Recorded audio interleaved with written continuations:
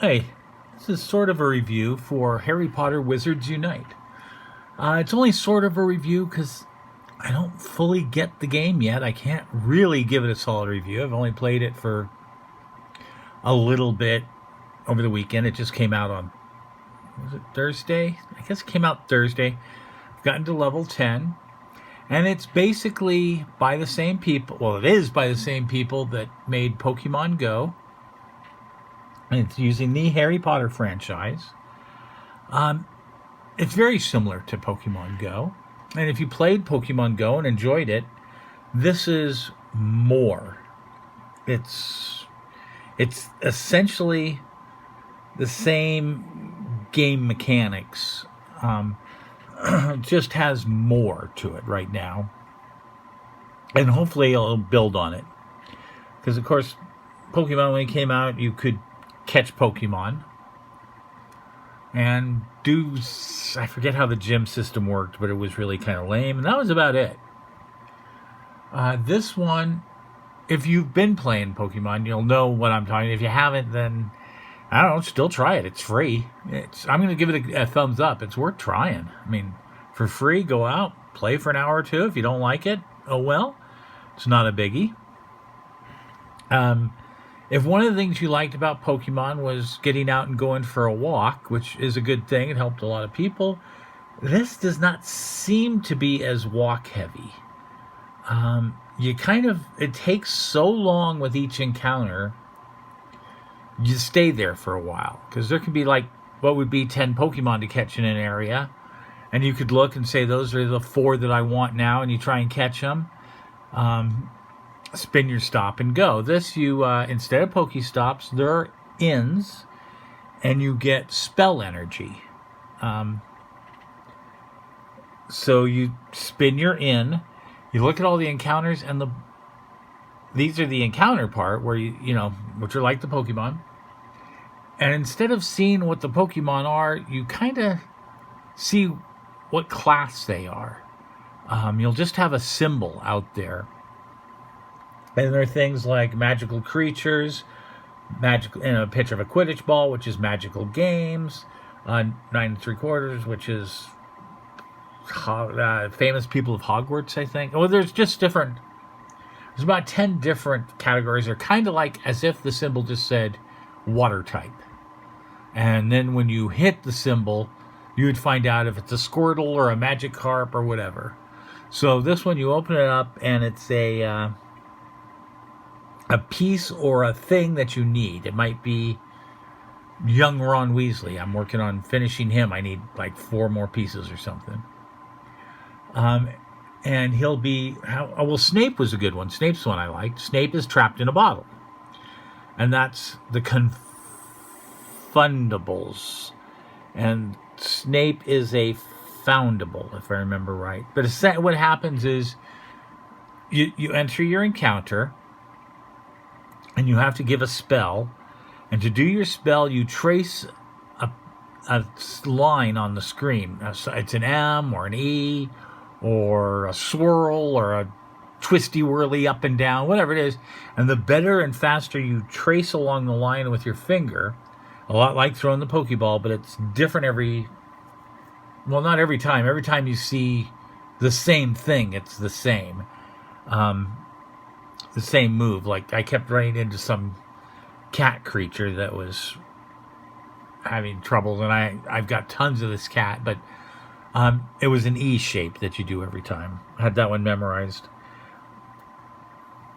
But you still want to catch more because they're worth points, and they don't clog up your inventory. So that's what's great. You don't have to. That's one difference is hit them all. I mean, the only thing you're doing is wasting spell energy if it's not a good enough reward.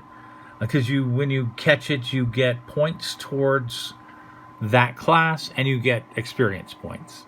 And if you need the piece, you get the piece for your little sticker book.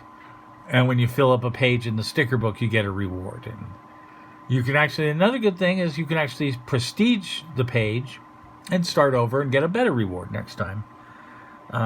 So those are good things. You have, like in Pokemon Go, you have daily quests. Every day you get to go out and spin a Pokestop and catch a Pokemon.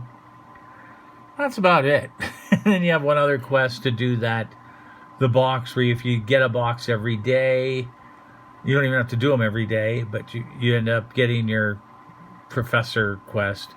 Um, and I had actually grown bored with Pokemon months and months ago until they added one of those quests. It wasn't for Meltan, it was for the legendary before it, Mew, I think. And I think it was to get to Mew. And that was fun because there was a quest. I wasn't just, it's the same thing. Just catch the Pokemon, spin the stop. Catch the Pokemon, spin. You actually had to do something. It wasn't hard, but you had to do it. You had to go catch 20 Squirtles or something. You're like, okay, I'm going to hunt for Squirtles today. And this game has that in spades. You have daily quests. There's about 10 of them. You have to go to an inn. 2 inns, I think. And you have to find a thing on the ground. This is a little different. You can find potion. So this has more. It has the inns, and then it has the greenhouses, which are basically Pokestops. And at the greenhouse, you get ingredients like mandrake root or whatever, and then you can brew potions, brew your own potions, and the potions are essentially berries. They can help you, they can help your attack, but they're berries. And then the other thing is they have gyms, like in Pokemon, but they're wizard encounters. It looks like a big castle. They're cool looking. And when you go in it, you have your encounter with a wizard. It might be a spider, might be a werewolf, or whatever. You have to fight it. And it's interesting because you don't have to go to different gyms, and they don't have timed events. Like, there's no raids yet or anything of that nature. You just go to them that I know of. Because I got a gym up, think about level 5, a wizard encounter up to about level, and I can't beat it at that level. It's too hard for me. And I don't know what happens, how high you can level it up. But when you level one up, you level them all up. So there's no reason to look for more than one. And the other thing is you have achievements, which are the same as medals, but they're better because in Pokemon Go, you get a medal. You walk 10 miles, you get your bronze medal or whatever it is. In this, you get your bronze medal and a reward. And again, once you reach your gold medal, you can start it over and get better stuff and all that. It's not just once you hit. So it's got more to it. There's more questing. There's a lot more story for me to learn about. It actually has a story, so that's really neat. We're trying to discover a mystery. I found a person's scarf that's missing so far and a couple other things. And there's an actual mystery we need to solve. And then the other kind of neat thing that it ties into D&D in this sense is rather than picking a team like Valor and Mystic and all that, Valor and Mystic and Red. I can't remember, but you can pick a career. You can be an Aura.